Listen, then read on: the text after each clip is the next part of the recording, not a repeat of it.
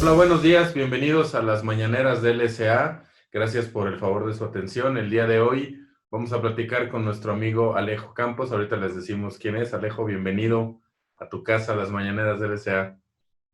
Muchas gracias por la invitación, José. Es un gusto hablar de estos temas y mucho más con amigos y gente que sé que trabaja muy fuerte también en la prevención de lo que vamos a hablar hoy. Gracias, Alejo. Desde Panamá te estás conectando, ¿verdad? Estoy desde Panamá, sí, misma Muy hora, pero bien, desde Panamá, frente al Pacífico. muy bien. Bueno, ahorita nos vas a platicar este tema que nos traes, del cual yo ya he tenido oportunidad incluso de participar contigo. Para todos quienes se están conectando, nuestras redes, @LC Advisors en todos los casos, Twitter, LinkedIn, Facebook, YouTube y nuestro canal de YouTube e Instagram. Y el día de hoy me voy a permitir compartir pantalla para presentarles a Alejo y decirles qué hace Alejo, a qué se dedica, quién es y lo más importante, ¿no? ¿Por qué está platicando el día de hoy con nosotros? Pues nuevamente, Alejo, muchas gracias. Voy a dar un breviario de tu muy vasta experiencia y ahorita de todas maneras Miedo. te dejo para que tú nos ayudes con la egoteca, como debe de ser. Muy Dale. bien. Actualmente Alejo Campos es el director regional de Crime Stoppers International para Caribe, Bermuda y América Latina, con sede en Panamá, a cargo de los programas de Crime Stoppers en América Central. En 2011, comenzó a desarrollar un modelo de Crime Stoppers en español que atendiera las necesidades, contextos y políticas de seguridad pública de los países de América Latina. Experto asociado en gestión de conocimientos en temas de gobernabilidad democrática y seguridad pública del Programa de las Naciones Unidas para el Desarrollo en la Oficina Regional para América Latina y el Caribe en Panamá. Trabajó en la coordinación del Gabinete del Gobierno de la Ciudad de Buenos Aires, Argentina, en 2005. Coordinador del Grupo Parlamentario de Mujeres en la Asamblea Legislativa de El Salvador, 2010-2012. Director Nacional de Cooperación y Relaciones Internacionales de la Presidencia de El Salvador, 2012-2014. Asimismo, ha sido consultor externo para organizaciones internacionales y gobiernos en América Latina como PNUD, SICA, UNFA, UNICEF, GIS, AECID, entre otras. Presidente de la Orquesta Juvenil de Centroamérica y el Caribe, OJCA, 2012-2016, siendo un programa regional del SICA para contribuir con la prevención de la violencia juvenil en 10 países y promover valores de integración y cooperación. Originario de Argentina, es licenciado en Ciencias Políticas y tiene especializaciones en políticas públicas, seguridad pública, cooperación internacional, desarrollo humano y género. Miembro del Foro Parlamentario de Inteligencia y Seguridad del Congreso de los Estados Unidos. Pues Alejo, nuevamente muchas gracias. Yo te voy a pedir que me pases tu número de cuenta en un ratito para depositarte, por hacernos el favor de estar aquí. Muchas gracias. Qué viejo que estamos, por favor. Voy a leer todo eso, mencionar mi trabajo, primer trabajo en estos temas que fue en Buenos Aires hace tantos años. Así Uno pasa, dice, se wow, siente feo. sí, interesante. Pero lo interesante de esto es la cantidad de amigos y colegas que uno ha ido haciendo en estos últimos casi 17, 18 años, 19 años casi ya que uno está en estas cosas y que he tenido la oportunidad de vivir afuera 16 años en distintos países y uno va sumando, como te digo, colegas y amigos como vos, que se arma una red muy importante en estos temas y a nivel personal también, ¿no? Es un soporte interesante. Yo no me acuerdo si cuando estuvimos en Colombia, mis socios y yo, porque fuimos invitados por un amigo en común, por Víctor, no recuerdo si también andabas por allá, creo que no. Qué Nos mal, conocimos. ya voy a reclamar a Víctor entonces, no me invitaron en esa vuelta, ¿eh? Hubieras estado en Cartagena, estuvo interesante. Justamente. Sí, sí, sí, fue una ponencia muy buena la que tuvimos allá. Bueno, la próxima entonces. Oye, Alejo, cuéntanos quién eres, qué haces. Ya platiqué un poquito de un short bio en realidad, pero es interesantísima tu carrera profesional. Quisiera que nos platicaras a todos quienes nos oyen primero, ¿qué es Crime Stoppers? Dinos qué haces, por qué te has metido tanto en temas de seguridad pública. Y ahorita nos cuentas esto de la orquesta, yo no sabía, pero ¿qué haces? Qué hace Alejo? ¿Qué has venido haciendo en este ya muy largo Inter? Ya estás viejo igual que yo, pero sobre todo, ¿qué es Crime Stoppers?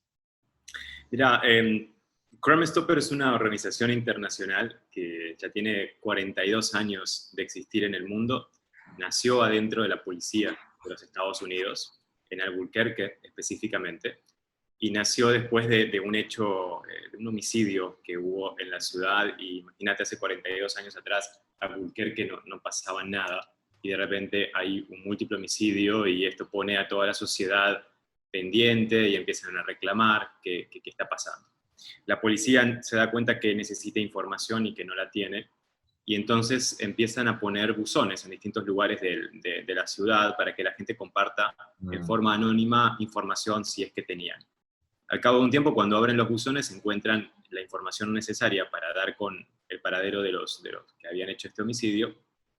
Pero lo más interesante, José, fue que encontraron mucha más información de otros delitos que no tenían ni idea, de situaciones que no sabían que estaban sucediendo en la ciudad, que había como una vida paralela criminal escondida, bien como en estos lugares donde parece que nunca pasa nada, pero pasan muchas cosas, y todo el mundo lo sabe, ¿no? Es crónicas de una muerte anunciada. Todo el mundo lo sabe, menos quien lo tiene que saber, que en este caso es la policía. Es el Santiago Nazar de la escena. Entonces, la policía se dio cuenta que la gente tenía información y que por algún motivo no la quería compartir con ellos, y comenzaron a crear un sistema que se llamó Crime Stopper, donde la gente puede compartir en forma anónima información criminal que sabe. 42 años después, esto ha crecido mucho. Crime Stopper está en todo el mundo, en 7 regiones del mundo. Una de esas regiones es Caribe, Bermuda y América Latina. Nuestra sede está acá en Panamá, y yo tengo el honor de ser el director regional para todos estos países, además de ser el director para Panamá y de algunos países concretos como Guatemala o El Salvador, que han sido programas que abrimos. O sea, Crime Stopper, cuando decide abrir en Latinoamérica, se busca, por decirte, el país que tenía mayor índice de incidencia de criminalidad en su momento en Centroamérica, y obviamente era El Salvador.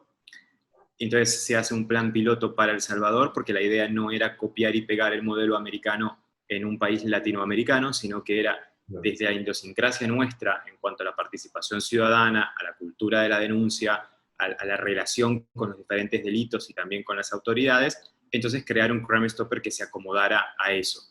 Y eso no solo implicaba un trabajo hacia la sociedad, hacia la ciudadanía, sino que también implicaba un trabajo hacia adentro de las propias autoridades, cómo la información se iba a recibir, cómo se iba a trabajar y cómo se iba a operativizar, porque en los Estados Unidos, en Canadá, en otros países, los canales están naturalmente dados, la información se envía, llega, hay un protocolo de actuación, se actúa, se resuelve, y ahí queda.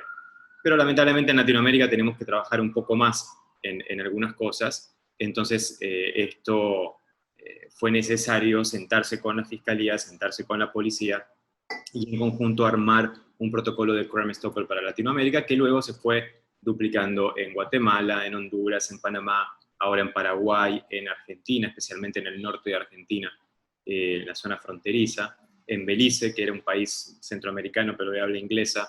En Belice también estamos con Crime Stopper trabajando. Y puntualmente en el caso de México, México empezamos a trabajar hace 1 año y medio, pero solo con un tema de trata de personas, en colaboración con una fundación que es la Fundación Sin Trata de México, que tiene que ver con, entiendo, el Consejo Ciudadano para la Trata. Y ahí también, digamos, en México se puede denunciar, pero exclusivamente los casos de trata de personas, que tenemos este acuerdo con la Fundación Sin Trata. Entonces, básicamente eso es Crime Stopper. Yo acá, José, tenía algo que les quería mostrar. Por favor. No sé si se está viendo, no, ¿verdad? No. Me lo estoy autocompartiendo. Así no va a funcionar. Porque a veces mirar las cosas es más... Ahí está. Ahora sí, es más práctico. Bien, como les decía, Crime Stopper trabaja en asociación y en coordinación con muchas agencias de seguridad en diferentes países, principalmente en los Estados Unidos, porque es el origen de Crime Stopper. Pero así, y además son, digamos, muchas de las agencias que ustedes ven ahí son agencias que también están trabajando en muchos de nuestros países de Latinoamérica, ya que trabajan temas de narcotráfico, temas de migrantes ilegales, temas de trata de personas, temas de lavado de dinero, y que también están trabajando en forma transnacional estos delitos. Somos miembros de ACCP, que es la Comisión de Comisionados del Caribe, somos miembros del Foro Parlamentario de Seguridad e Inteligencia, trabajamos con Gafilat en los temas de blanqueo de capitales, que ahora vamos a hablar un poquito de eso. Somos integrantes de CARICOM, especialmente en la parte de seguridad. En Interpol también, en el caso de Guatemala y El Salvador, difundimos alertivos rojos, o sea, personas que están siendo buscadas internacionalmente, o que son salvadoreños o guatemaltecos, o que podrían estar en el territorio nacional. Entonces nosotros ayudamos con su difusión, porque tenemos una lista de los que le llamamos los 100 más buscados, como los 100 mejores amigos de Crime Stopper en Latinoamérica. Y así vamos, ¿no? O sea, sumándonos y al mismo tiempo abriendo las puertas para que otras organizaciones se sumen a lo que nosotros hacemos en Latinoamérica. Y con mucho orgullo te diría, porque después de varios años de trabajar en este modelo latinoamericano, es un modelo que se empieza a replicar y que nos lo piden de otras regiones de Crime Stopper, como Asia, como Australia, etcétera, que nos piden saber cómo hemos logrado algunos casos de éxito que han tenido una resonancia internacional. Y básicamente lo hemos hecho porque no nos quedamos con el único hecho de recibir la denuncia y apoyar a las autoridades en la resolución de la información, sino que vamos mucho más allá y trabajamos en temas de awareness, en temas de advocacy, en temas de entrenamientos, porque eso es lo que aprendimos que era necesario, y del modelo inicial de Crime Stopper Estados Unidos, que simplemente, además de Crime Stopper, intervienen dos actores, que son los medios de comunicación y la autoridad, o sea, el law enforcement.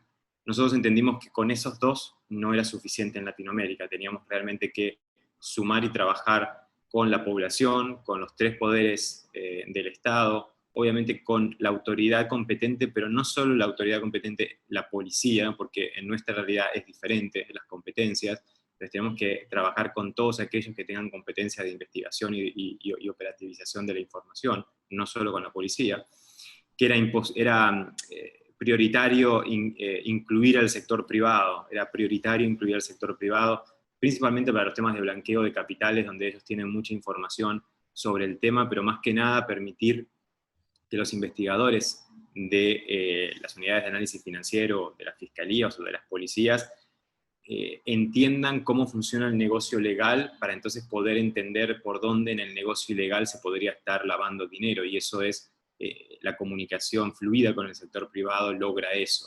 Los medios de comunicación obviamente son importantes. Otros países, porque los delitos que nosotros trabajamos mayoritariamente son delitos transnacionales con varias jurisdicciones, entonces no tiene sentido, si recibimos información de un tema de blanqueo, un tema de narcotráfico, un tema de trata, la recibimos acá en Panamá, pero sabemos que Panamá no es ni país de origen ni país destino de trata o de algunos otros delitos, entonces hay que coordinar con los otros países, y como tenemos oficinas en otros países, tratamos de generar esa coordinación no formal para que puedan avanzar algunos procesos y luego que se formalicen por las vías que se deban formalizar. Y obviamente la cooperación internacional y la sociedad civil, o sea, hay muchas ONGs, sociedades civiles, etcétera, que trabajan en diferentes temas de prevención o de control de seguridad, a las cuales también hay que o sumarlas o sumarnos nosotros. Hay muchas ONGs en temas de prevención que tienen un trabajo de años con la comunidad, o sea, tienen una construcción en la base comunitaria muy fuerte, la cual Crime Stopper necesita, porque nosotros podemos hacer mucha publicidad de nuestro programa, pero la mejor publicidad, lo más efectivo, es el boca a boca, es ir a hablar con la base comunitaria, que es donde hay mucha información, y que no van a creer tanto en una publicidad, en lo que van a creer es en que otro líder comunitario o que nosotros como Crime Stopper vayamos a verlos y a hablar con ellos. Y para eso las sociedades civiles, las ONGs que hay, que tienen mucho trabajo comunitario de base, son importantísimos para nosotros, para hacer llegar el mensaje y que la gente se entere que puede denunciar. Y además, sobre todo, José, perdón, digamos, nosotros no podemos pedirle a la gente que denuncie aquellos delitos que la gente no entiende que es un delito. Y muchas veces en los sectores más populares hay prácticas culturales, prácticas arraigadas de años, que son delitos y son delitos graves, y que la gente los sigue reproduciendo sin saber lo que está haciendo. Entonces es importante capacitar, es importante sensibilizar a la población sobre esto, y decirle, mire, usted está cometiendo un delito. O usted es la víctima del delito. Entonces, esto no está bien, y ahora usted, si quiere denunciar y obviamente tiene miedo, bueno, hágalo a través de las plataformas de Crime Stopper. De Crime Stopper depende el delito que sea. Pero lo vemos mucho en trata, que es uno de los delitos precedentes de lavado, lo vemos mucho en este tema. Por ejemplo, con el caso de los casamientos forzados en el interior del país de una menor de edad, lo vemos mucho en los embarazos forzados, donde no hay ningún contrato de subrogación, no hay ningún contrato de nada, simplemente embarazan a una niña con un pago de por medio, le arrebatan el niño y se lo dan a otra persona para que lo inscriba. Y lo vemos mucho con el tema de las adopciones ilegales. Todas estas son prácticas medianamente todavía en muchas partes de nuestra Latinoamérica muy comunes, y que constituyen delito, y así como otras, ¿no? En tema de lavado, que es un poco lo que nos atendía esta mañana, nosotros para trabajar en un país firmamos un acuerdo marco, principalmente con el Poder Ejecutivo, desde la Presidencia, y directamente luego con el Ministerio de Seguridad Pública. Pero de ahí empezamos a firmar convenios específicos con algunas autoridades competentes en determinados delitos. En el tema de blanqueo, nosotros tenemos un convenio especial firmado con las unidades de análisis financiero. En lo regional trabajamos con Gafilat, ahora les voy a mostrar algunas cosas. Trabajamos con Gafilat, ¿sí? Pero en lo local, ¿sí? Porque nos interesa el tema de la investigación criminal de las denuncias de blanqueo que recibimos, y eso obviamente no lo hace Gafilat, no tiene competencia para eso, sino que lo hace cada unidad de análisis financiero en cada país. Con ellas tenemos acuerdos firmados de cooperación para el intercambio de información, para apoyo en investigación, entre otros temas. Con las fiscalías especializadas de este delito, con los bancos trabajamos mucho también, el sector privado, como les dije anteriormente, los medios de comunicación para realizar campañas, ahora yo les voy a mostrar campañas de sensibilización sobre el tema de blanqueo de capitales, porque acá la gente piensa que lavar dinero es algo o de las películas, o que se lava dinero a grandes escalas, los grandes narcotraficantes o los grandes acusados de corrupción o cosas así. Pero hay un lavado de dinero que se hace a diario en un pitufeo, que lo puede hacer el vecino, que lo puede hacer hasta alguien de nuestra propia familia, que también es lavado de dinero y también es un delito. O sea, esto de lavado no es como antes, así del cine o de grandes capitales, no.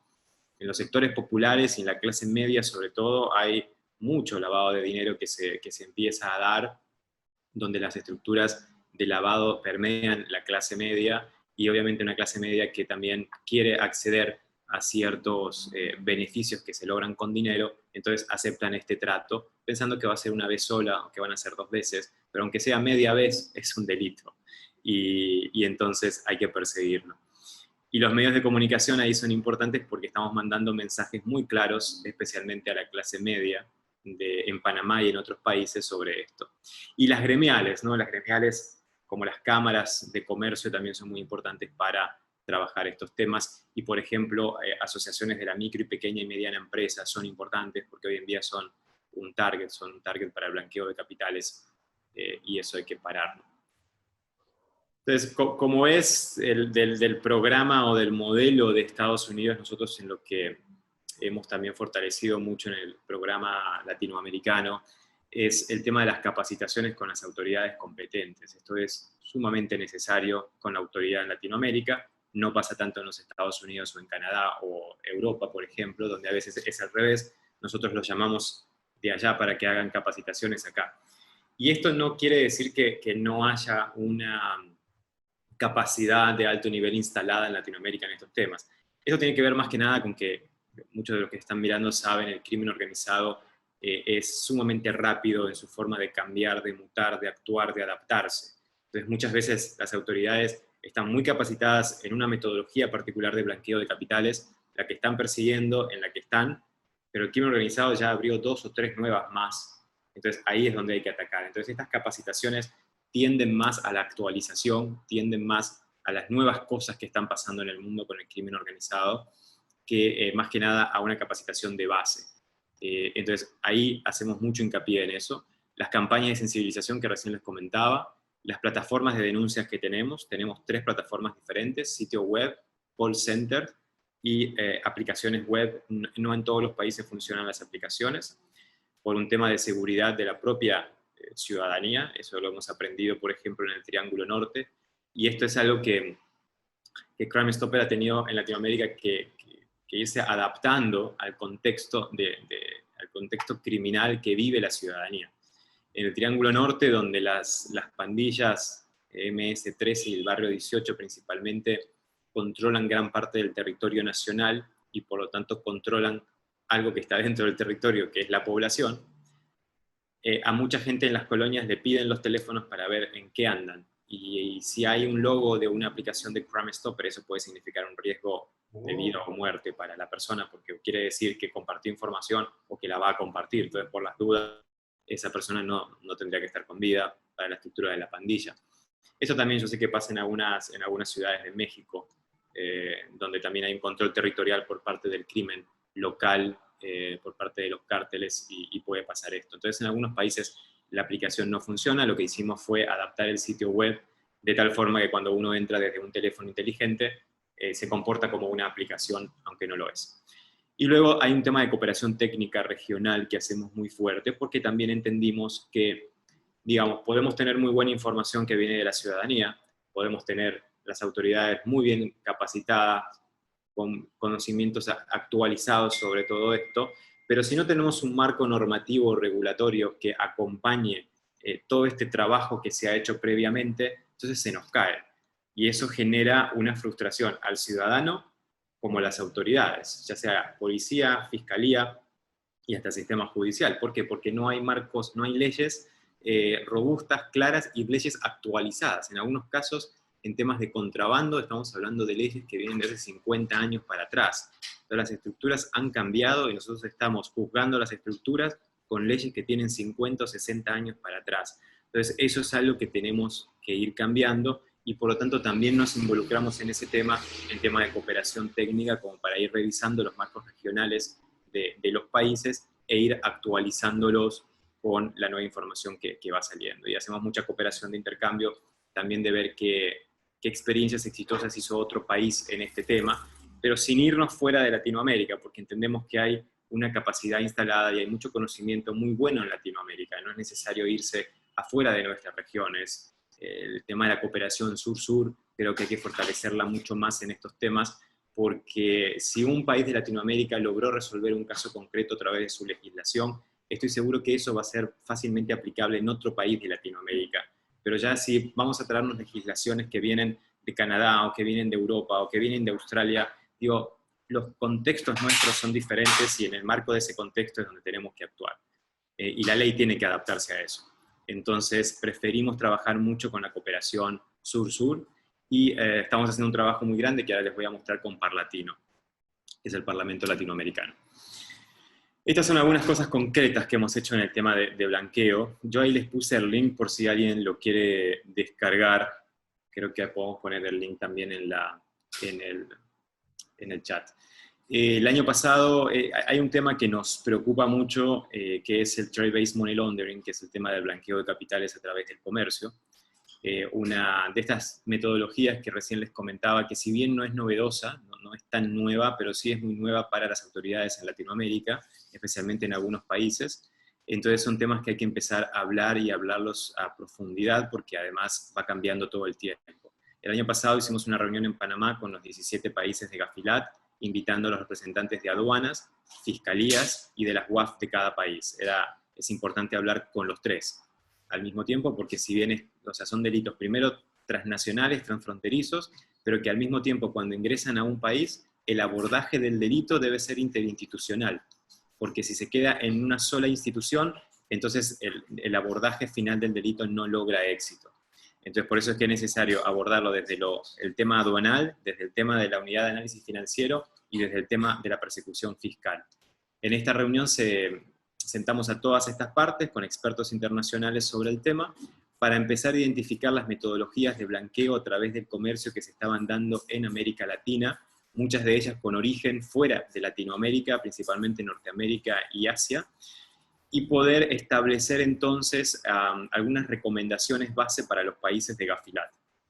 Que después de eso se hizo una este año hicimos una reunión virtual, estaba pensado hacerla presencial, pero no se pudo. Hicimos una reunión virtual para presentar los principales hallazgos de aquella reunión que se hizo con los 16 países, y obviamente lo pusimos dentro del marco de COVID por algo particular que les voy a mostrar en unos minutos.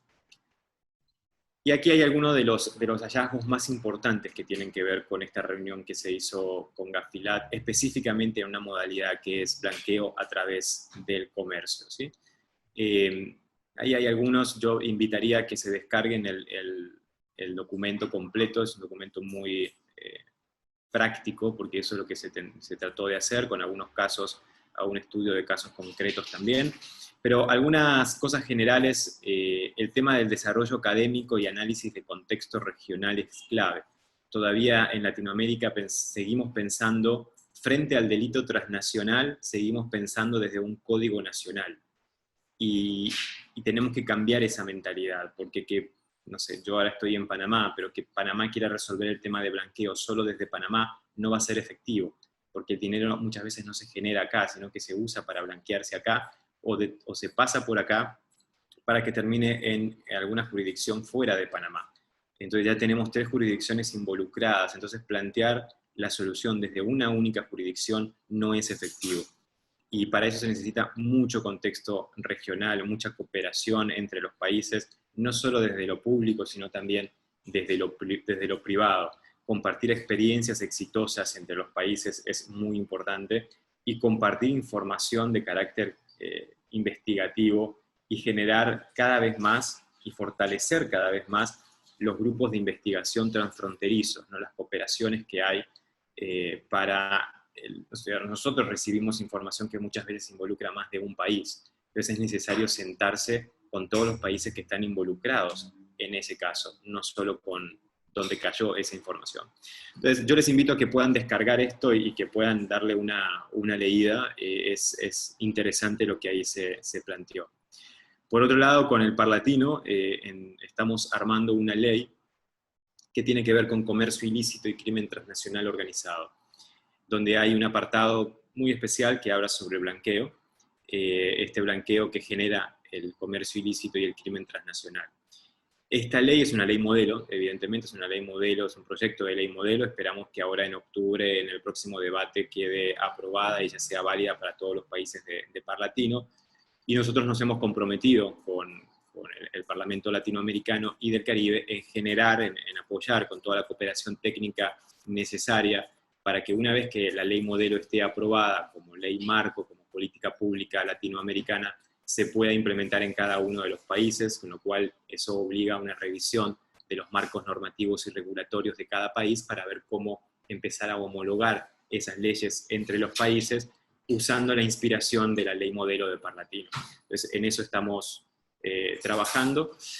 Esto creo que es importante traerlo a colación, es de acá de Panamá, pero sienta un precedente importante en la región. En Panamá se está discutiendo una ley que es la 178, y esa ley tuvo un veto parcial por parte del presidente Cortizo, y lo que les estoy compartiendo acá es parte de esa carta del presidente Cortizo sobre el veto parcial de la ley, donde yo les marqué, él hace 2 anotaciones muy particulares sobre el tema de comercio ilícito vinculado al blanqueo de capitales. En este caso, lo que la ley está buscando en Panamá es la prohibición, el uso y la prohibición total en la comercialización de un producto en particular, que son cigarrillos electrónicos.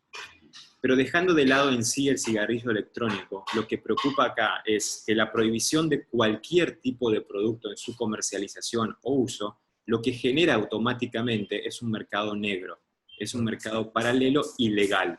¿Por qué? Porque esos productos tienen una alta demanda en el consumo internacional.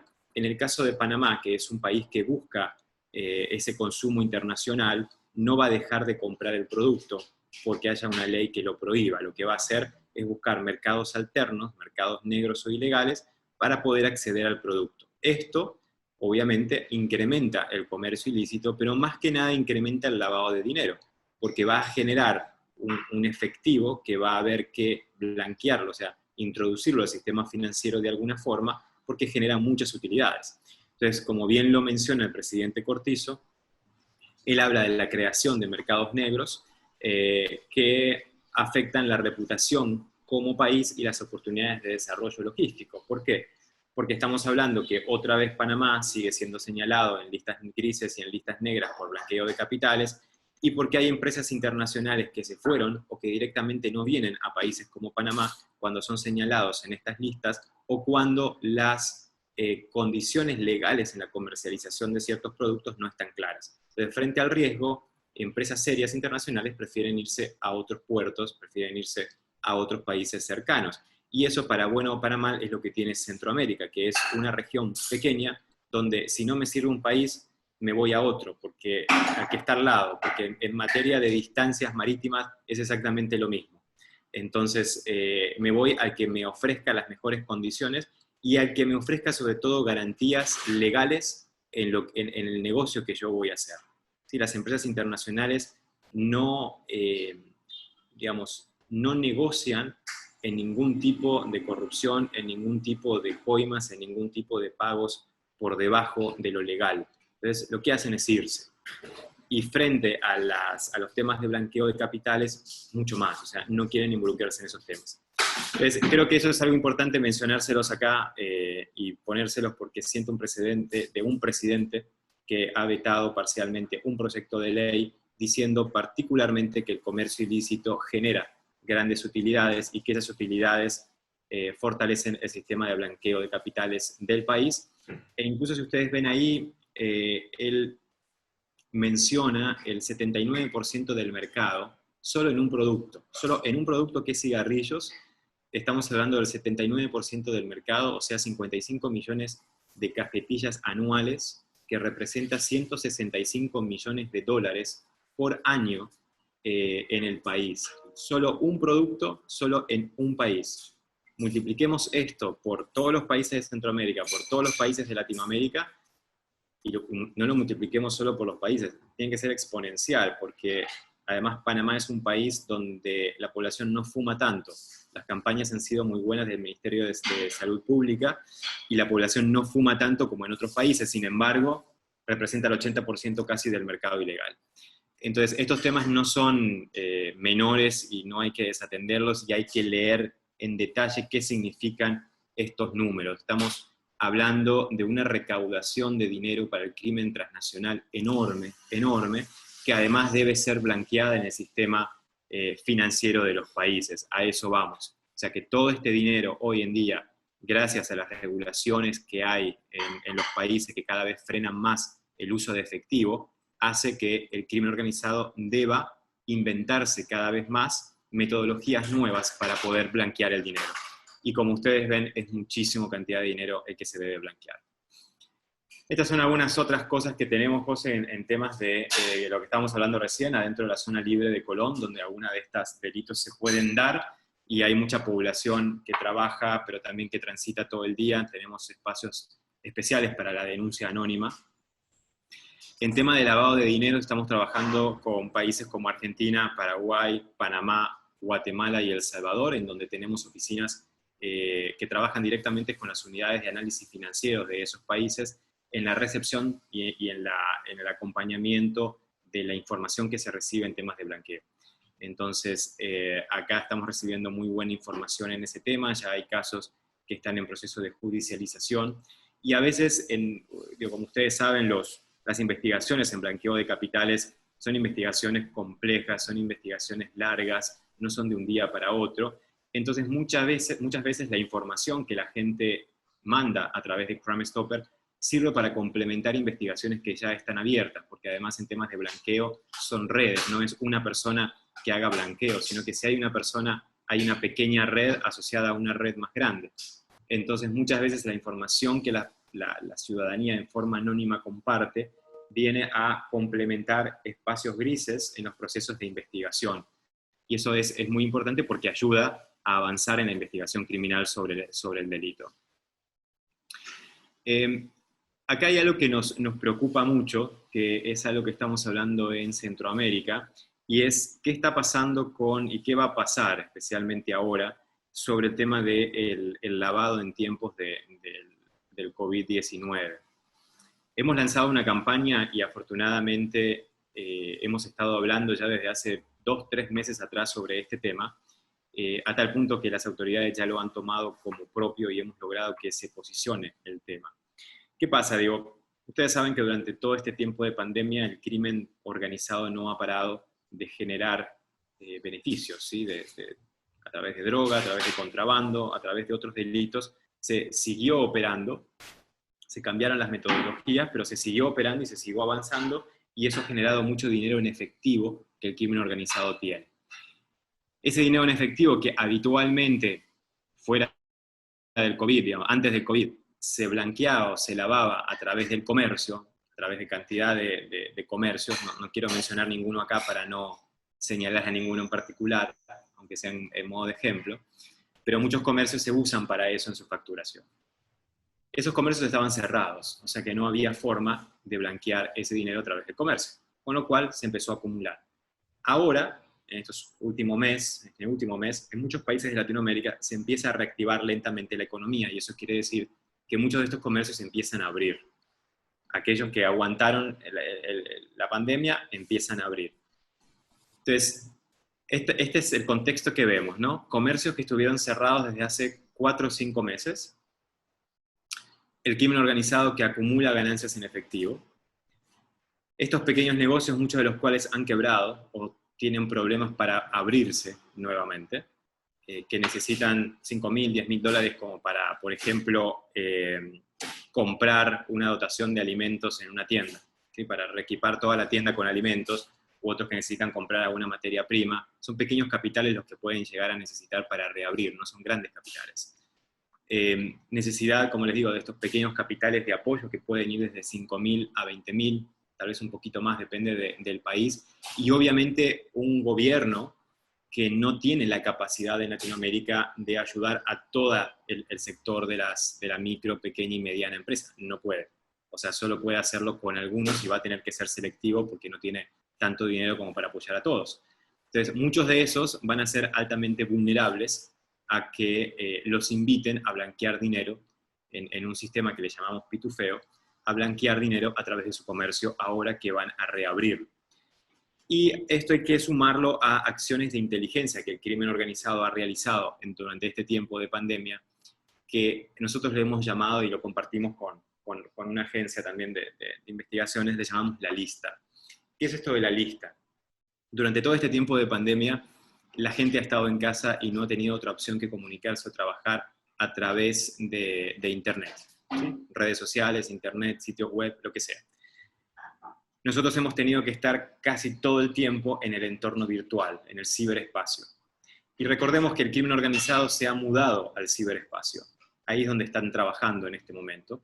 Y durante este periodo han aprovechado que nosotros hemos estado ahí, con sistemas además muy vulnerables en conexión de Internet, porque estamos usando nuestros sistemas caseros de casa, la Internet de casa, que generalmente no tiene firewalls importantes, que no tiene sistemas de bloqueo de nada. Entonces, esto ha permitido que el crimen organizado pueda acceder a extraer cierta información de nosotros, y además que nosotros hemos estado dando mucha información sin saberlo, ¿sí? Porque hemos tenido que inscribirnos en sistemas de pago, hemos tenido que inscribirnos en deliveries, porque la gente a veces pide información y para algún producto, para algo, entonces le piden que llene un formulario con cantidad de otra información que no sería necesaria en cualquier lógica, que si yo voy a pedir un catálogo para que alguien me mande de productos, que yo tenga que llenar un formulario con fecha de nacimiento, con documentos, con cantidad de datos que no hacen a que me manden un catálogo o no estoy comprando, simplemente estoy preguntando. Entonces, esas cosas que a veces la gente no se da cuenta y empieza a compartir información y a compartir información. Entonces, todo eso ha generado, digamos, como si fueran expedientes de muchas personas a las cuales se las ha analizado. Inteligencia criminal ha analizado y ha dicho, bueno, este es el grupo de expedientes que ahora cuando venga la apertura de COVID, vamos a empezar a atacar. Y ya está pasando gente que está recibiendo correos de bancos, correos de financieras, correos que dicen, por ejemplo, le ayudamos a pagar su deuda de $200.000, o le ponen, aquí está el resumen de su deuda de $200.000, un documento para que la abran. Obviamente eso es un link para conectarse a otra cosa. Entonces, ese tipo de cosas son lo que están sucediendo ahora. y que hay que tener mucha alerta. Entonces, estas pequeñas, medianas empresas, por otro lado, ¿qué tienen? Tienen un buen récord bancario, porque la verdad que ha sido gente decente que durante muchos años ha trabajado y ha sido decente en su trabajo, por lo tanto tienen un buen historial en SAT o DGI, o sea, en recaudación de impuestos, tienen un crédito limpio, ¿sí? Son pequeños empresarios limpios en lo general, y eso no generaría los reportes de operaciones sospechosas en los bancos, porque son pequeñas cantidades donde el banco no va a generar una alerta, el banco va a entender que sí, 5.000, 10.000, 20.000 dólares es lo que habitualmente esta pequeña empresa estaba acostumbrado a movilizar, no lo movilizó por el COVID, pero ahora vuelve a movilizarlo. Entonces, esto no generaría grandes alertas en los bancos, pero lo importante acá es que si sumamos todas esas alertas, todos esos movimientos de la micro, pequeña y mediana empresa, entonces vamos a tener una fotografía muy grande en materia de blanqueo de capitales de mucho dinero. ¿De qué forma se le van a poder acercar? Bueno, a través de prestamistas particulares, gente directamente que llegue a prestar dinero, en forma de posibles extorsiones. En algunos países de Centroamérica esto puede suceder, que extorsionan a los dueños de las tiendas para que obliguen a usar sus negocios para hacer esta actividad de blanqueo. Financieras nuevas que ya están apareciendo en algunos países, financieras nuevas con nombres nuevos, o financieras que antes eran muy pequeñas, ahora son muy grandes, con grandes oficinas, etc. Y el tema de que pueden aparecer socios, personas que tal vez nosotros las conocemos, pero que tienen ahora un capital grande para invertir. Nosotros no tenemos muy claro el origen de ese capital. Entonces, yo creo que acá el mensaje es dudar, ¿no? O sea, dudar, y hay que saber qué hay atrás de un capital, hay que saber. Entonces, dudar un poco de eso. Vemos muchos casos en el interior del país donde los famosos terceros de buena fe, generalmente señoras de la comunidad, que viene un joven al que vieron nacer y de repente el joven le dice, bueno, abuela, póngame esta propiedad a su nombre porque yo tengo problemas con el banco y me la van a quitar, o sáqueme una tarjeta de crédito y yo se la voy pagando. Y al final la señora se ve involucrada en una investigación de lavado de dinero sin saberlo. Y desde la lógica de la señora está bien, porque cómo no va a ayudar a este joven que ella vio nacer y crecer en el barrio, y va a tener que demostrar después realmente que es un tercero de buena fe y que no estaba involucrado en una red de blanqueo. Estas son partes de la campaña que yo les mencionaba recién. Esto es para Guatemala, así en un lenguaje muy, digamos, popular también, ¿no? De Chapín que se respeta reactiva su negocio en forma cabal. Es un chapín, Alejo. Un guatemalteco. Ah, muy bien. Entonces, entre ellos mismos es Chapín. Entonces esto de que si te ofrecen tu panadería es transformarla en lavandería. Estos son los que tenemos acá en Panamá. En Panamá hay una tabla de reactivación de los sectores por fecha. Entonces nosotros tenemos como imágenes para cada uno de estos sectores por cada fecha, diciéndole que reactiven su negocio pero en forma legal. Así que hay que saber de dónde viene el dinero. Por ejemplo, salones de belleza, ahí hay zapaterías, creo que son los talleres, la construcción que empezó a trabajar ahora, por ejemplo. Y si ustedes ven abajo en los logos, ahí es un mensaje que hacemos en conjunto con el Ministerio de Seguridad, con Migraciones, con la Policía, con la UAF y con Aduanas. El otro logo es el nuestro regional. Esto que yo les mostraba recién, de que tratamos todo el tiempo de trabajar interinstitucionalmente, es lo que se refleja en esto, por ejemplo, ¿no? Entonces también que se vea ese espacio interinstitucional de trabajo, donde ahí están todos los actores claves que tienen que ver con el movimiento de dinero ilegal. Entonces tratamos de posicionar el tema, como ustedes ven, a través de los medios. No solo las campañas son suficientes, hay que hablar del tema y explicarlo, porque en estos temas son tan complejos para la sociedad que un titular no ayuda a explicarlos, sino que hay que depurarlos un poco más. Y quisiera ir, José, a mostrarles cómo funciona directamente. Estos son en algunos países de Latinoamérica. ¿Se está viendo ahí, verdad? No. No. Entonces tengo que hacer acá algo. Oye, Alejo, y ahorita lo que han estado viendo, todo lo que nos has comentado, tengo varias anotaciones de lo que nos has dicho, pero ahorita que hablabas de COVID, bueno, tuve oportunidad incluso de participar contigo en la conferencia regional que hubo de Panamá, ahí ya se ve, y hay una pregunta en particular que te quisiera hacer ahorita con lo que decías por COVID. con este ánimo de, pues, de volver a reinstalar, pues, sobre todo muchas, ni siquiera le quisiera llamarle empresas, ¿no? Sino mucho negocio de pymes, pero también el negocio tradicional de la gente que, pues, estilaba trabajar en el barrio, como lo dices. Tú decías, no aceptes dinero sin conocer su origen, pero la realidad es que la gente, si llegan y le ofrecen ayuda, sobre todo en esquema de préstamos, en México se dio mucho y conozco casos cercanos además de colombianos que iban a los negocios, sobre todo en la zona, en México, en la zona de la Condesa, en la Roma, iban negocio por negocio y pues ofrecían un crédito, ¿no? Oye, ¿no quieres un crédito y lo voy a poner bajo, de 10,000 pesos a, no sé, a una tortillería? Y pues el dueño o el encargado de la tortillería lo rechazaba, ¿no? No, no lo necesito. No, no, no me entiendes. ¿Quieres un crédito de 10,000 pesos? Aquí está. Y te voy a venir a cobrar diario, no sé, hace cuenta, 100 pesos. Y sí, diario iban a recolectar sus 100 pesitos y así andaban por toda la zona, ¿no? Y era la manera de lavar el dinero, o sea, eran préstamos. Y yo creo que con lo que estaba leyendo ahorita que nos presentaste, yo creo que eso está ocurriendo mucho. Siempre, siempre ha pasado en temas de lavado de dinero. Siempre ha pasado, pues que empiezan en las capas bajas. Decías al principio de tu plática, y además pusiste ejemplos porque les iba a preguntar, que hay gente que no se da cuenta que está siendo parte de un delito, ya sea porque lo hace o no lo sufre. Y mi pregunta iba a ser, oye, pues, ¿cuál, no? ¿En cuál no te das cuenta? Y dijiste tres que me parecen, además hay una zona en México que es, pero terrible en eso. Dijiste casamientos, embarazos y adopciones forzadas. Particularmente hay un estado de la República que es Tlaxcala, que tiene pues una ciudad, una región dentro del estado, creo que se llama, no sé si es Tenango o Tenancingo, no me acuerdo, en donde es cultural. Los muchachos de la zona van a las sierras a traer chavitas, las conquistan, le piden permiso a los papás para casarse con ellas, y son niñas de 14, 15 años, y les traen para después la trata de personas. En México es un delito horrible el de trata de personas, exponencialmente hablando. Sí, sí. Y tú decías que lo que hace Crime Stoppers en México precisamente es la trata de personas. Y yo te quiero hacer una pregunta. ¿No te da miedo lo que haces? Eh, no sé, creo que uno tiene tan naturalizado esto que ya no lo mide en términos de miedo, sino que lo mide en términos de determinados éxitos que van sucediendo. Mm, Eh, no sé, creo que uno tiene como un llamado muchas veces en dónde se coloca en su vida profesional y personal.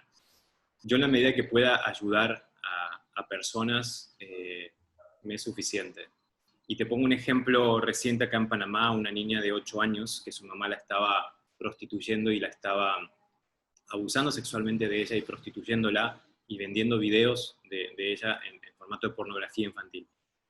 Llega esa denuncia a nosotros o sea, activamos rápido con la policía, así, bueno, a ver qué vamos a hacer, cómo se va a hacer, cómo se va a hacer el abordaje.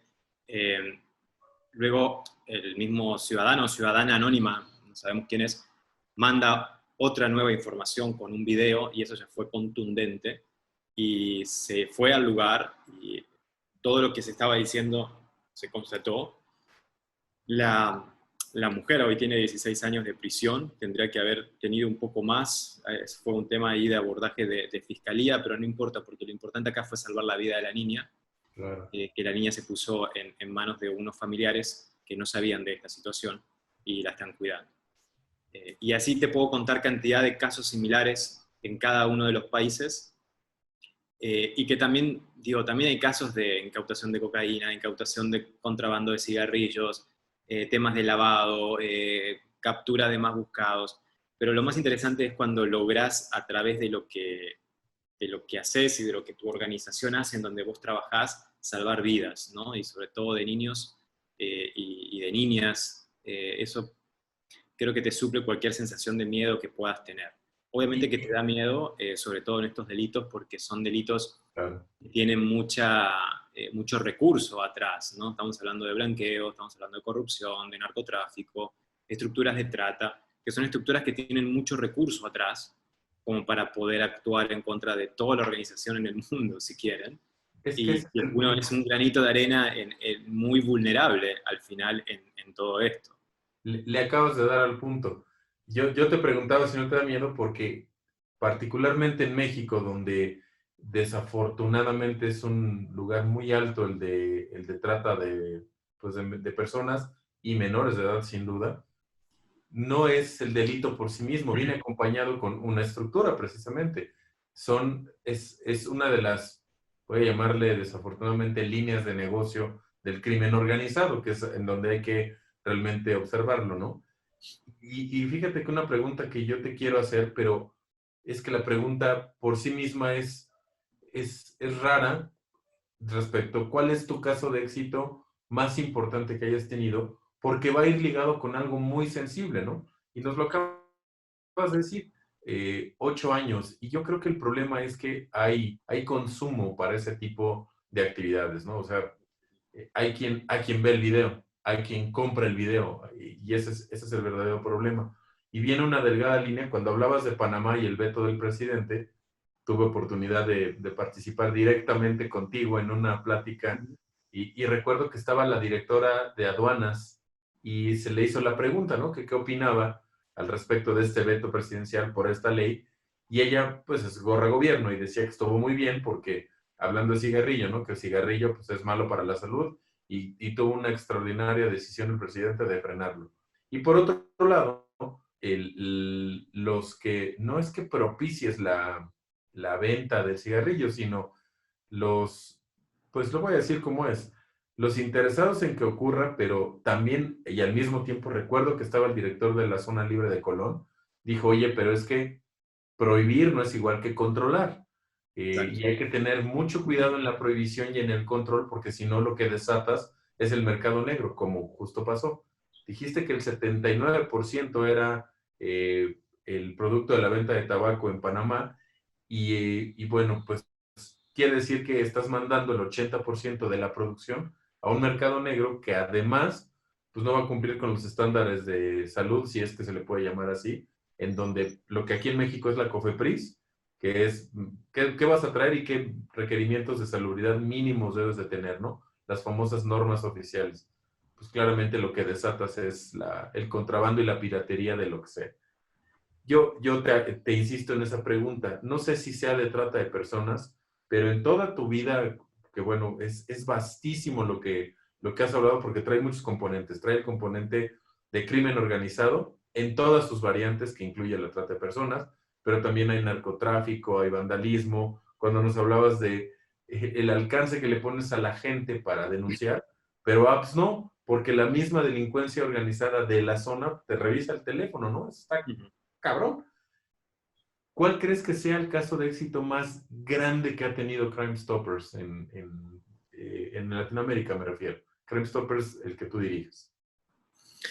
Mira, creo que habría que separarlo en dos. Uno, tal vez con una parte más humana, que son estos casos como el que te comenté recién, pero que también hay, por ejemplo, un caso muy parecido en El Salvador, donde habían 3 menores implicadas, no solo una, y una estaba embarazada. Obviamente, producto de una violación del hombre que las tenía secuestradas y que las estaba explotando. Y así hay otros casos que se pueden comentar. Pero lo quisiera dividir porque una cosa es eso, pero para que eso funcione es necesario que haya otra cosa que hacemos que para mí es un caso de éxito, que es la coordinación constante, ¿no? Creo que el éxito de Crime Stopper en Latinoamérica en particular es porque hemos entendido que hay que coordinar. Muchas veces hay muchos sectores que entre ellos no dialogan, entre ellos no conversan. Y es necesario que lo hagan para resolver un tema, pero no lo hacen o porque así nunca lo hicieron en toda su vida, o por diferencias de agenda, o por diferencias ideológicas o diferentes intereses, aunque uno de los intereses en común pueda ser el tema que vamos a tocar, pero les cuesta unirse. Y nosotros hemos logrado ser ese nexo muchas veces, ese facilitador en sentar gente a dialogar sobre un tema en común. O sea, los temas que no tenemos consenso, ok, no los toquemos, no interesa, dejemos nuestras agendas afuera y hagamos una agenda nueva en común con aquellos temas que sí estamos de acuerdo, que podemos trabajar juntos y en donde aquel puede aportar una cosa, el otro puede aportar otra, nosotros podemos aportar otra. Y creo que ese ha sido uno de los grandes éxitos de nuestra organización en cómo la planteamos en Latinoamérica, es la capacidad del diálogo, la facilitación continua del diálogo de todos los sectores en los temas, porque hoy en día, si el crimen organizado ha permeado todos los sectores, algunos más y otros menos, es necesario que el abordaje desde este lado también sea desde estos sectores permeados, no desde uno solo, no solo con el ministro de Seguridad, no tiene sentido, y le estamos atribuyendo un poder y una responsabilidad que no lo tiene. En los temas de seguridad es un trabajo en equipo interinstitucional, público, privado, nacional e internacional. Es la única forma de hacer un buen trabajo. Entonces, para mí un caso de éxito, José, ha sido eso, de un poco aprender esto primero y tener la capacidad de poder implementarlo, el sentar todo el tiempo a gente en una misma mesa, una mesa virtual ahora, se nos ha cambiado la mesa, pero sigue siendo la mesa, para dialogar y para ver qué podemos hacer entre todos. Si en el camino hay gente que se quiera quedar, pues que se queda. Mi aprendizaje ha sido que después, cuando las cosas empiezan a funcionar, aparecen de nuevo. Y la cosa no es cerrar la puerta, sino como, bueno, ok, no lo entendiste hace 4 meses atrás, te costó 4 meses verlo, bienvenido. En el 5.º mes, bienvenido. Oye, yo creo que en todo este tiempo has desarrollado como uno de las habilidades más fuertes, el poker face, porque cada que dialogas con alguien, cuando encuentras la cerrazón, sabes que a lo mejor en 4 meses lo que acabas de decir te lo vas a tener que volver a topar para volver a tratar el tema, entonces pues, tienes que tener poker face, ¿no? Y yo te quiero preguntar parte, les vamos a pedir a todos que nos están viendo que vayan preparando sus preguntas. Yo quisiera preguntarte, generalmente cuando abro este espacio de las mañaneras sobre una,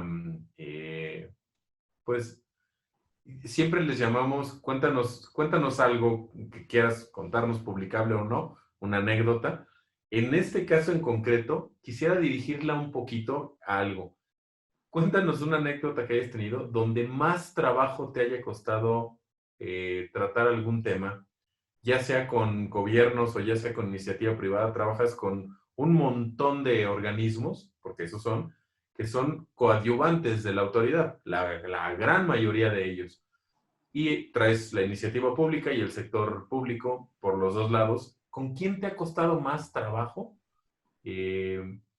Hablando del sector público o privado, y si has logrado o no lo que buscabas con esto, porque de cara a los malos, Crime Stoppers es un soplón, claramente, ¿no? Pero de cara a la autoridad, pues es un coadyuvante poderosísimo, porque pone a la mano pues de la gente, de a pie, el proveer información que va a ir escalando hasta llegar a una estructura grande, quizás, ¿no? Cuéntanos una anécdota de lo que más trabajo te haya costado con alguien. Mira, hay 2 cosas que son divertidas. Una vez en una reunión del sector público, del sector privado, donde había un abogado que era clave en lo que él tenía que ir a exponer por parte nuestra. El día que llega, digamos, a la reunión con autoridades y etcétera, y el sector privado haciendo una exposición, el hombre se calla. Se calla.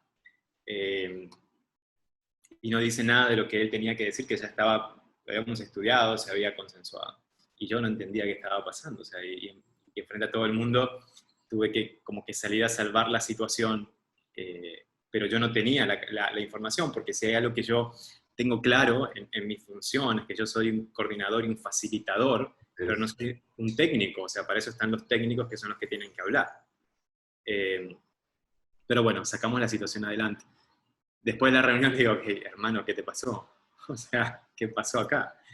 Dice, no, es que estoy muy asustado porque es que ayer fui a ver un cliente en la cárcel y escuché que el cliente, uno de al lado, le decía a su abogado que por culpa de esa porquería de Crime Stopper estaba ahí adentro en la cárcel. El hombre estaba asustadísimo y no quería abrir la boca más.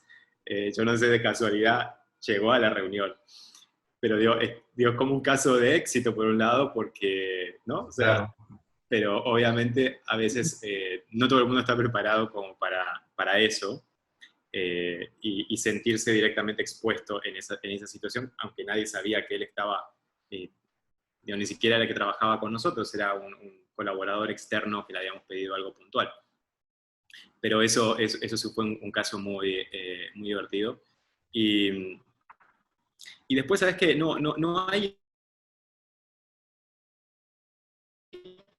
cosas difíciles. Yo creo, uno sabe que en estas cosas, podemos decir, pero para otros grupos somos vistos como un apoyo, ¿no? no, bueno, Y como alguien que puede facilitar estos espacios. Y como muchas veces decimos nosotros, en el buen sentido de la palabra, úsennos a nosotros para poder llegar a aquellos espacios donde a veces, por cuestiones políticas o lo que sea, no se pueden llegar, pero que el mensaje que usted tiene para dar va a ser muy bien recibido por la otra parte.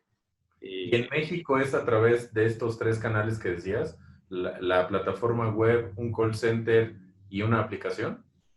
México hay un call center que es el de trata de personas y solo está la aplicación. Si ustedes ven ahí, no sé si se está viendo la pantalla, José, con el Sí, sitio web. Sí. sí, Bueno, anteriormente ahí aparecía la bandera de México y si entran a México lo único que van a ver es un formulario para denunciar trata de personas. muy bien. Sí. Yo te voy bueno, les voy a contar una anécdota a quienes lo están viendo porque tú la viviste conmigo, Alejo. Recordarán que hace algunos meses tembló en la Ciudad de México. El día y la hora en la que tembló, yo estaba en ese momento hablando justamente en la conferencia que hubo de Crime Stoppers en Panamá, en donde originalmente iba a ser presencial y pues por razones de COVID fue a través de una plataforma de Zoom. Así como estamos hablando ahorita, yo estaba en mi papel hablando estaba hablando en ese entonces de blockchain y de tecnología precisamente para esquemas de delincuencia transnacional. Y de repente empecé a ver que las cortinas de mi oficina aquí empezaron a moverse y luego yo me sentí, o sea, sí estaba tomando alcohol en ese momento, pero no era para que me sintiera pedo.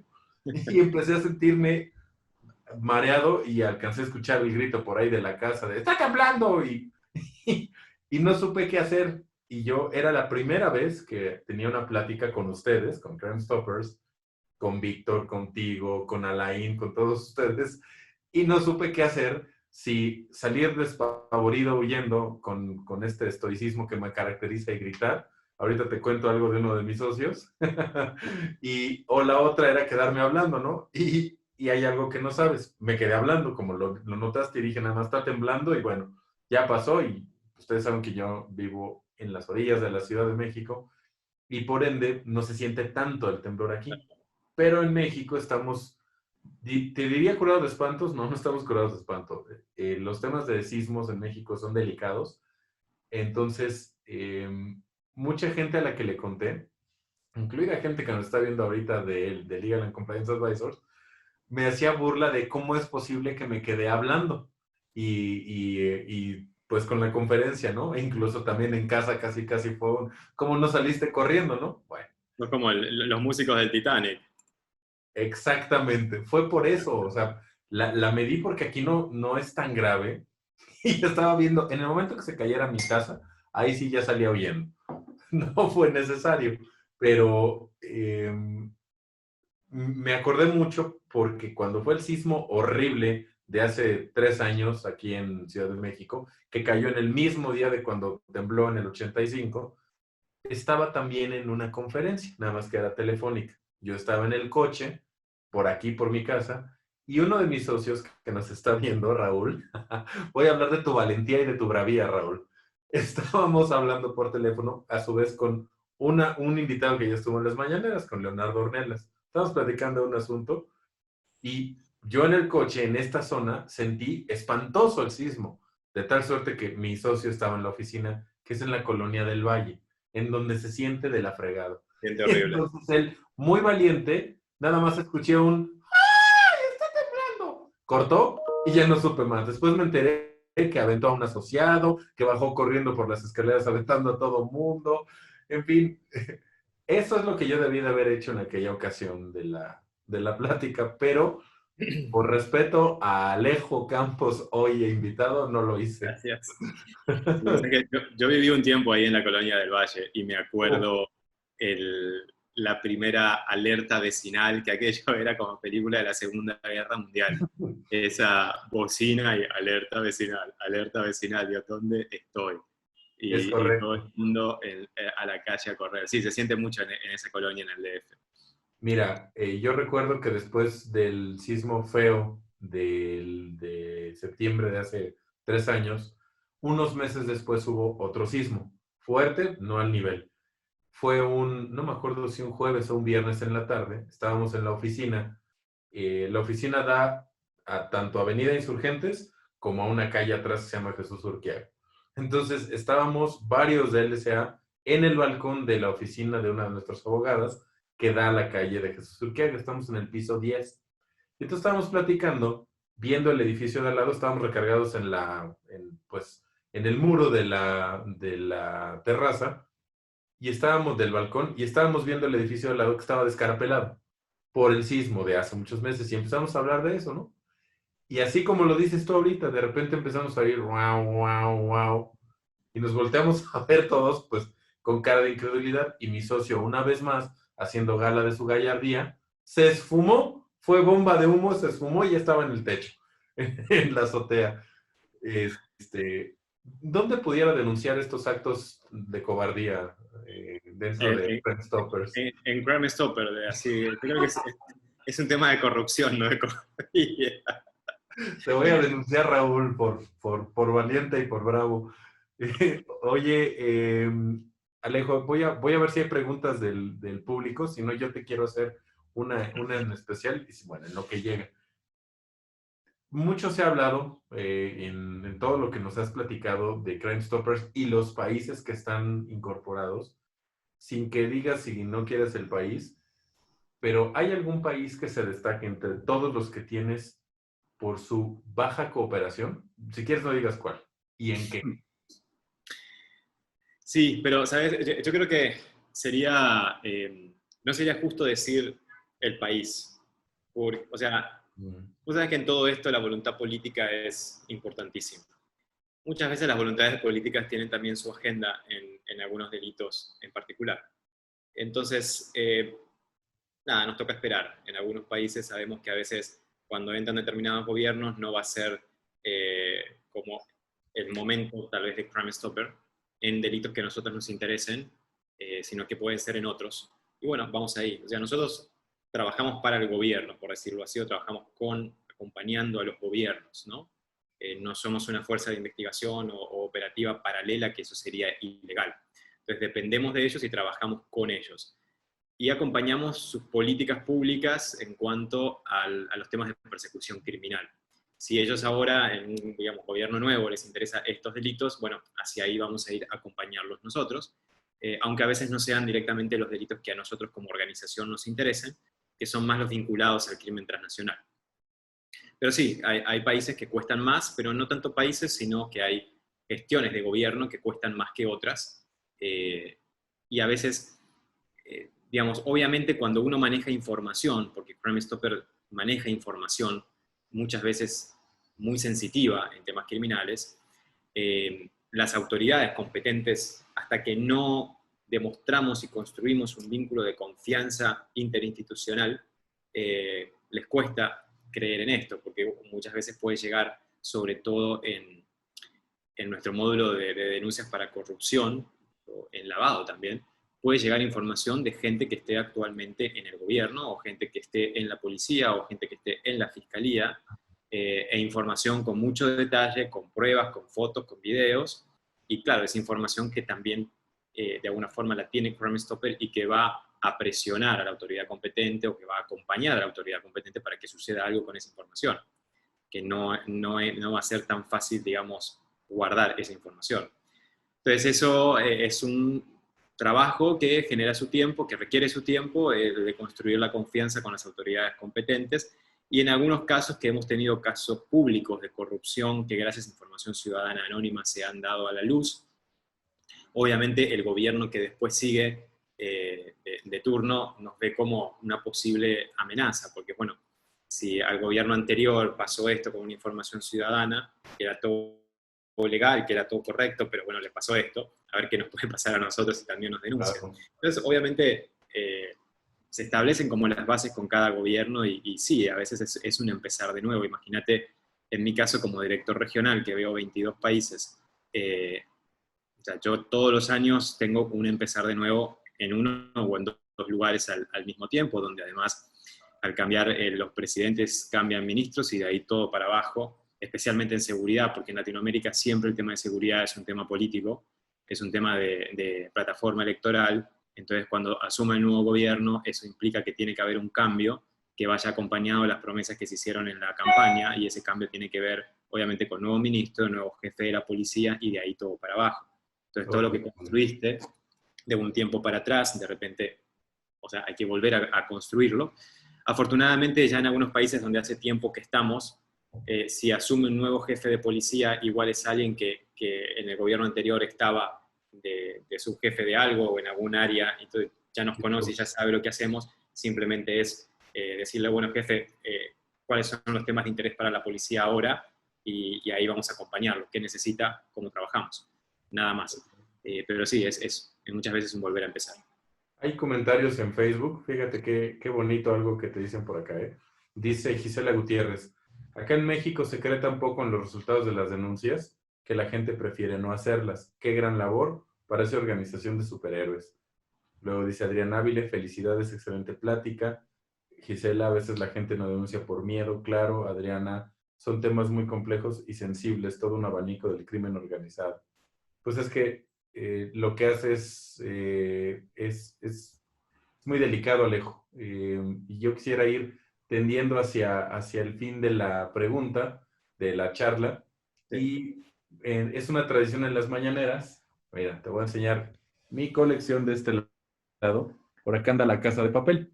Ajá. Y aquí está el profesor de la Casa de Papel. ¿Has visto la Casa de Papel? No, muy poco la vi, es que no la terminé nunca de ver. Deberías verla, hace sentido con lo que haces. El profesor te quiere hacer una pregunta y tú vas a elegir qué tipo de pregunta te va a hacer. Okay. ¿Personal, profesional o sorpresa? ¿Cuál quieres que te haga? La profesional. ¿Por qué? ¿Qué fue vivir con miedo?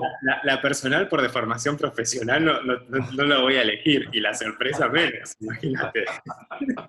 Es un hombre inteligente, muy bien. Fíjate que va de la mano un poquito la pregunta. ¿Qué sigue para Alejo en los siguientes 10 años, cuando la energía ya no es la misma, si bien la experiencia crece, en algo tan difícil como lo que estás haciendo hoy día, que es estar construyendo diálogos, lo dijiste muchas veces, con gobiernos, con organizaciones, con iniciativa privada, y poniendo tecnología a la mano para que las cosas sucedan? Lo que decía Gisela Gutiérrez hace rato, ¿no? Aquí da miedo denunciar, pero si es una plataforma segura, anónima, pues a lo mejor se avientan a hacerlo, y es la pista, que incluso así se llama, tu pista. ¿Qué sigue para ti en 10 años? Yo creo que hay un problema de acá se está filtrando información, o estás hablando con mi terapeuta, algo hay.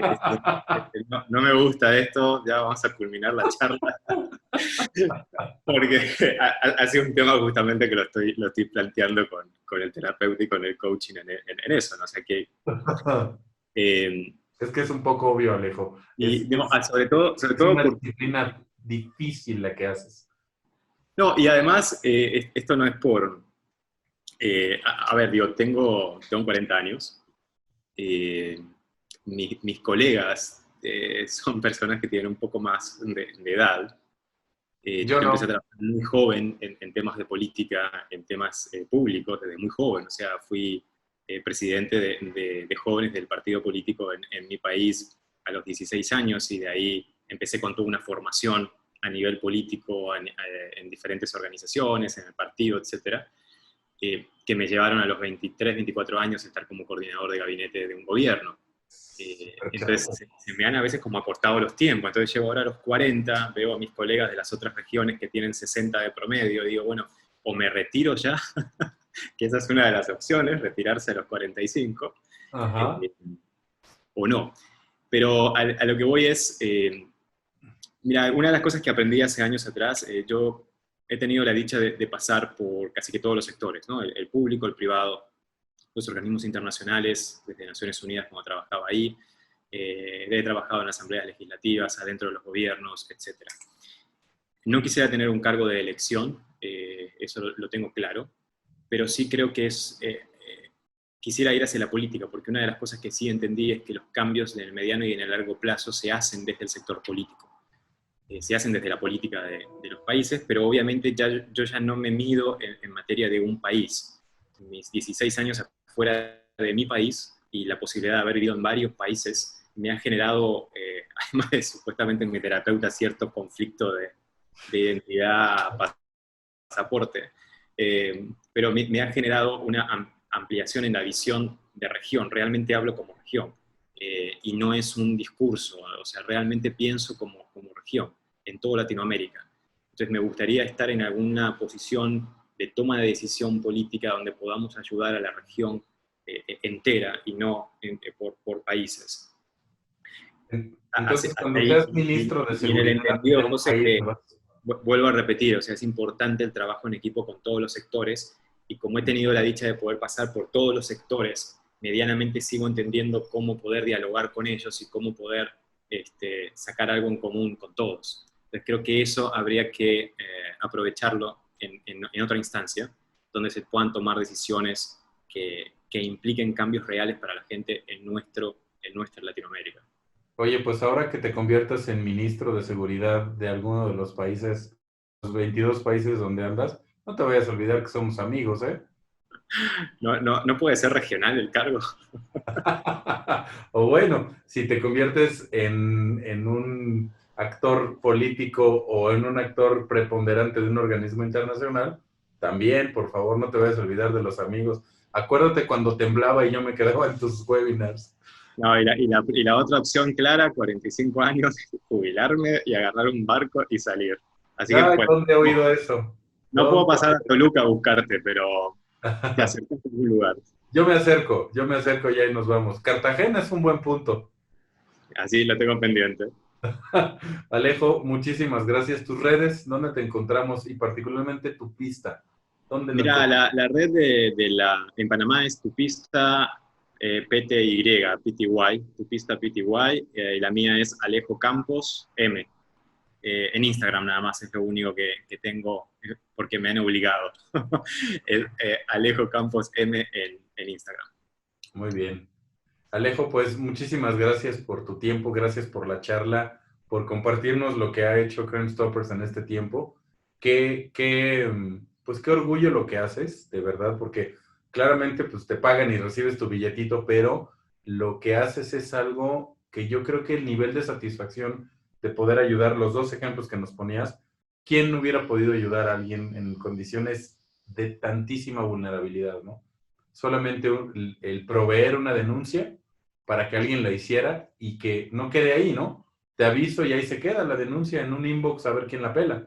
Esto que haces creo que es increíble. Yo no conocía de Crime Stoppers hasta que no nuestro amigo Víctor Guerra nos unió en el camino y me parece algo increíble. By the way, la persona que estuvo hace 8 días, se llama Luis Ortiz, es un abogado de una asociación en México que es la Asociación Nacional de Abogados de Empresa, la ANADE. Él fue el que sin querer nos contactó porque me invitó a dar una charla en donde Víctor me vio y de ahí se hizo todo esto.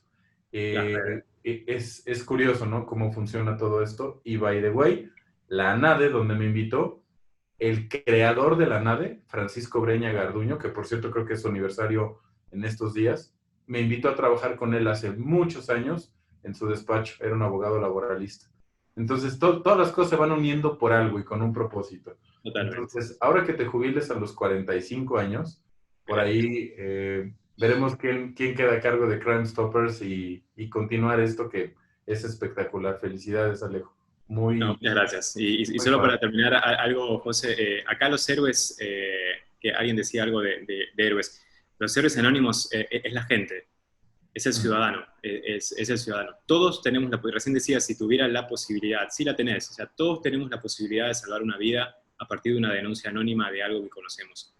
Somos todos héroes anónimos Crime Stopper es un puente nada más, para que ese héroe anónimo pueda volar hacia el otro lado, pero todos lo somos. Entonces todos tenemos la posibilidad de salvar vidas o resolver algún problema que hay con algún delito en algún lugar, solamente hay que denunciarlo y en forma anónima es lo más seguro para todos. Qué bonita frase, y me la quedo. Vas a ver, la vamos a poner duro en redes porque es fuerte lo que hiciste. Todos tenemos la posibilidad de salvar una vida. Se necesita un puente y Crime Stoppers lo es. Muy bien, muy bien. Pues, Alejo, muchas gracias por tu tiempo, en serio, Gracias a vos. por desmañanarte. Yo sé que tienes tus actividades matutinas que hablábamos al principio de la charla, las que hace Javi también, Javi, nuestro community manager, así que te agradezco mucho que hayas desistido de ellas para conectarte. Era necesario hoy. Solo Alejo, Javier y yo sabemos de lo que estamos hablando y no lo vamos a decir al aire. No, no, va a quedar en anonimato. Me parece muy tu pista. Muy bien, Muchas Alejo, muchas gracias. gracias. Gracias a todos los que se conectaron. Nuestras redes, @LC Advisors, en Twitter, LinkedIn, Instagram, nuestro canal de YouTube. Gracias a todos por conectarse. Quien te da su tiempo, te da todo. Les mandamos un fuerte abrazo, Alejo. Gracias, como siempre, y seguimos en comunicación. Hasta Buen luego. fin de semana para todos ahí. Nos vemos. Gracias.